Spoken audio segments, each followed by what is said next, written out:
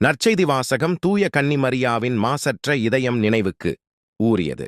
முதல் வாசகம் ஆண்டவரால் ஆகாதது எதுவும் உண்டோ? தொடக்க நூலிலிருந்து வாசகம் 18:1-15. அந்நாள்களில் ஆண்டவர் மம்ரே என்ற இடத்தில் தேவதாரு மரங்கள் அருகே ஆபிரகாமுக்குத் தோன்றினார். பகலில் வெப்பம் மிகுந்த நேரத்தில் ஆபிரகாம் தம் கூடார வாயிலில் அமர்ந்திருக்கையில் கண்களை உயர்த்திப் பார்த்தார்.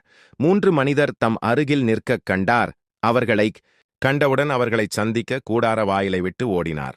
அவர்கள் முன் தரை மட்டும் தாழ்ந்து வணங்கி அவர்களை நோக்கி, என் தலைவரே, உம் கண்களில் எனக்கு அருள் கிடைத்ததாயின் நீர் உம் அடியானை விட்டுக் கடந்து போகாதிருப்பீராக.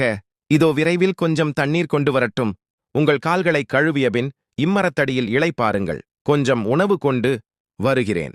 நீங்கள் புத்துணர்வு பெற்ற பின் பயணத்தைத் தொடருங்கள். ஏனெனில் உங்கள் அடியானிடமே வந்திருக்கிறீர்கள் என்றார்.